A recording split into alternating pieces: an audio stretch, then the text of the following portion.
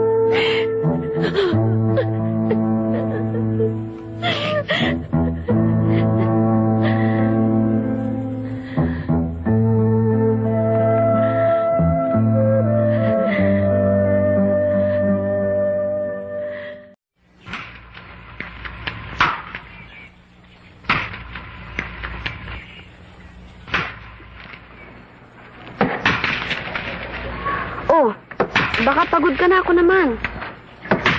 Diyan ka lang. Hindi naman trabaho ang babae ito. Eh, sanay naman ako dyan eh. Sa bahay nga walang inaasahan ng inay sa panggatong kundi ako. Sa inyo. Wala ibang lalaking asahan. Dito meron naman eh. Baka naman... Paano mo nahulaan? Siyempre, kung ano ang nasa puso ng upo-ukit, siyang lalabas na mukha. Talaga? Para yan lang. Kahit sinong lalaki naman, kayang gawin ito ah. At nakaharap ang mahal niya. Mahal ba talaga? Ay, maniwala. Gusto mong palakuligutan pa ako? Hindi, naniniwala na. Ito naman. Hanggang saan ang gusto mo? Ito ang ganito. Nandito? Okay na to? Mamaya, pag naputol ko na to, ihatid kita hanggang sa labas ng bayan. Doon mo lang sa mga kasamahan mong lalaki. Ang swerte naman ng taong pagbibigyan ko ng ribultong gagawin ko. Nakakita na ako ng tamang kahoy. Inspirado pa ako sa pag-ukit. Nakikiusap ako sa'yo. Baka meron magsasanda sa'yo na ganyan ang itsura ng alahas. Huwag mong tatanggapin. Bakit? Mainit yan. Nakaw yan. Nakaw? Oo. Tanda mo yan. Pag yan tinanggap mo, ako mismo magpapahuli sa'yo. Hindi.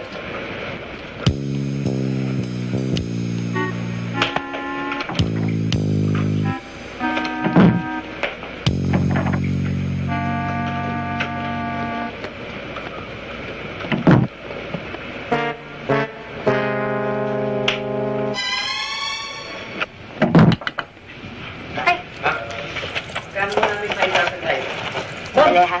Huwag mong tanggapin yan. Mukha naman totoo. Huwag mong tanggapin.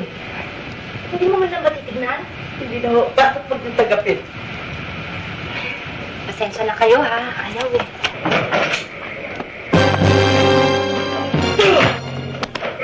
Atong na! Parang sige sa mga!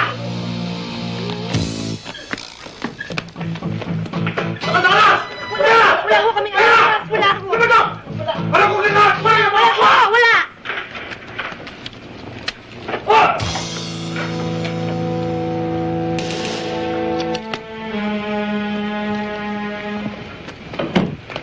Wala na kayo sa mga! Wala na kayo! Hoy, tao! Bitaw mo yan! Paparin mo na! Sige, barilin mo! Wala naman akong pakialam dyan eh! Magkano ano yan? Sige! Sandali! Kilala ko yan eh! Gago talaga yan! Dati sabi niya mahal niya ako! May papapatay pa niya ako! Pinoy, nagkakapersonalan na kayo ah. Trabaho pinunta natin dito. Eh, sir, kasi ito pinapersonal ako eh! Hay! E paano hindi? Paparilin na nga ako! Pinayagan mo naman! Gago ka na hanggang ngayon! Eh, nagsasalit ako eh! Tama na yan. O ikaw, sino ka? Ako! 1,000! Eh, ikaw, sino ka? Ay! Ay! Kilala ko yan! Si Marcang Bungo! Anong gusto mo? Ha? Sabi ang teka, nagsasagla lang ako rito ng surrender! Sandali! Sandali lang po! Surrender na sila! Hoy! Ikaw ha? Namumuro ka na! Sumusobra ka na! Dalawa ka ba? Illegal possession yan! Miss, 17 years ang sentensya dyan. Ikaw din. Oh, yan. Dapat ginigis mo na ako. Tago mo yan. Oh, men. Dali sa headquarters ang lahat na yan. Bilis! Oh, dali na to! Ay! Mama! Ay! Bakit? Dali niya! Bakit ako Tama. manager dito? Mama, hindi naman ako kasali dito. Ako manager. Hindi po ako kasali, nagsasagla lang. Siya, nagsasagla lang daw. Magsasanla ka lang ba? Oo. Oh, i-release mo na yan. Alis ka na raw.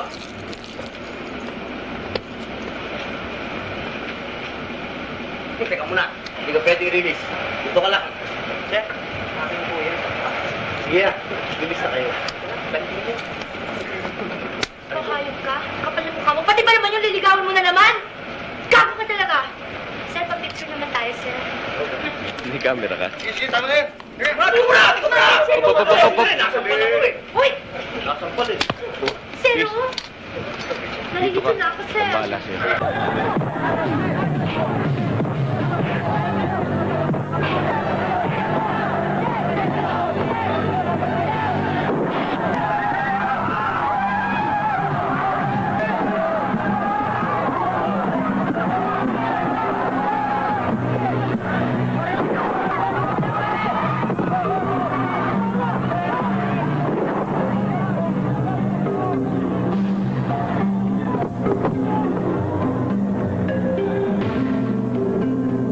Alam mo nung naghahunting kami ng papa mo? Mas marami akong huli sa kanya. Hindi sa pag-iibang yan.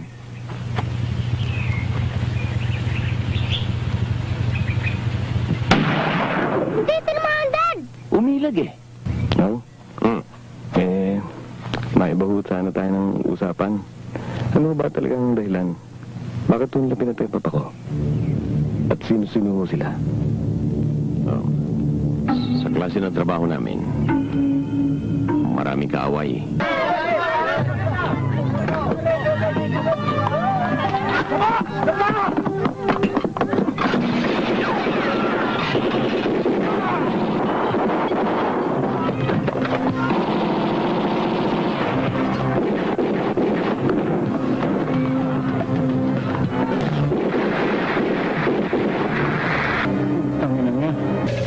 Ano ba talagang dahilan? Bakit mo pinatay ang papa ko? Karaniwan ng pinag-aawayan ng magkakaibigan. Pera, negosyo, babae. Maring isa riyan ang dahilan. O mari namang lahat yan. Hindi ko na i-detalye sa'yo. Baka hindi mo magustuhan.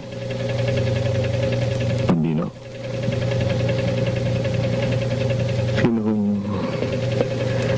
Sino nag-utos ng patayin siya? Iisang tao lang ang nag-uutos na sinusunod ko. Ang ninong mo. May tatanong ka pa ba? Sige, magtanong ka. Sasagutin kita. mamamatay ka na rin lang eh. Ayokong gawin to, Emil. Napalapit ka na sa akin eh. Pero kailangan. I'm sorry, Emil.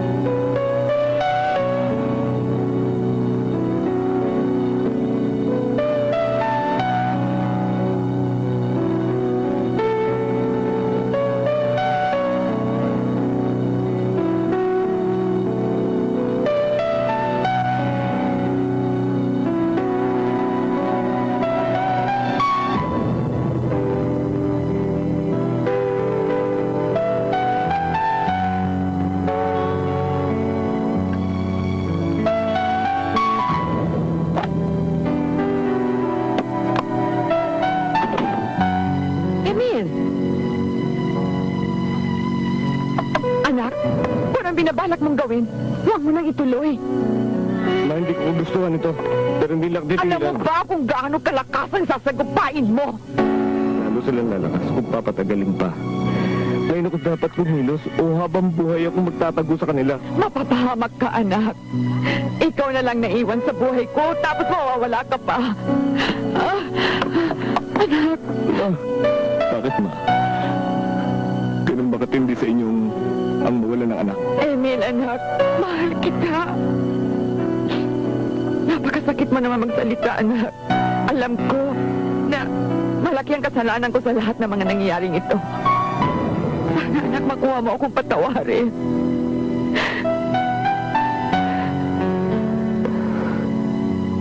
Salamat.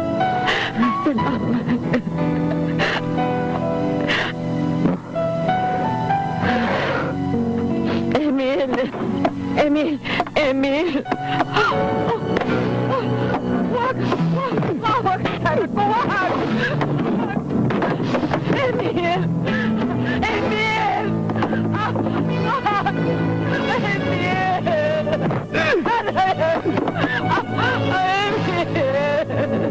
Malas mo lang. At sa akin natapat ang malaking presyong patong sa iyong ulo.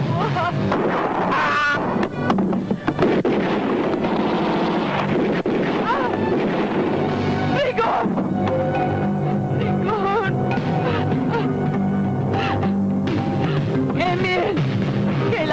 natin siya sa ospital. Igor, dali na natin siya.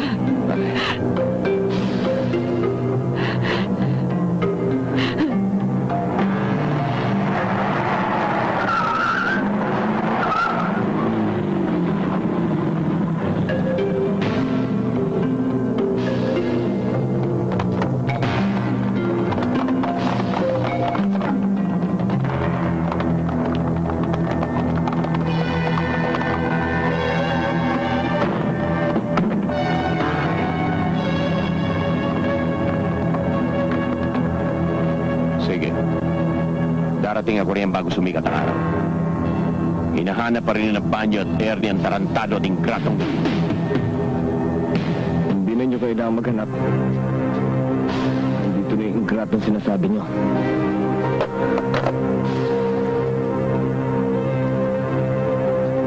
Ang lakas ng loob mong pupunta rito pagkatapos mong patayin si Melissa. Wala akong kasalanan doon. Kayo may kagagawa kung bakit siya napatay. Sinungaling! Pinatay mo siya. Ngayon ako naman napapatayin mo. Wala kang utang na loob. Kung hindi dahil sa akin, matagal ka ng bulok sa preso. Talagang wala kang utang na loob. Utang na loob? Kayo may utang sa akin. Utang na dugo. Pinapatay niyo ang papa ko. Bakit patay ko? Bakit? Ano ba kasalanan ko sa inyo? Nahihibang ka na sa galit, Emily.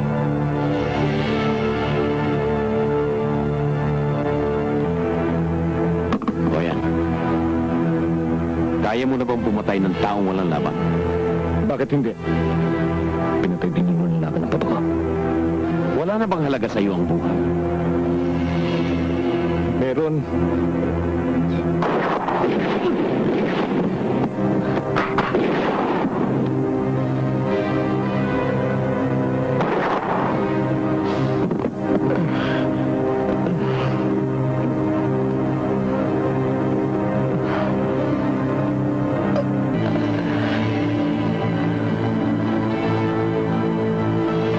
Kayo ang pagpapalagay sa buhay ng tao para sa inyo.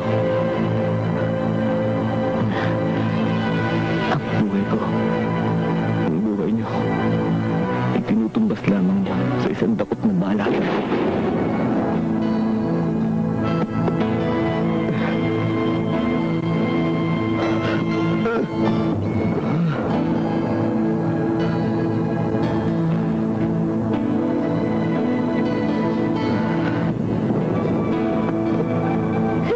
Daddy! Daddy!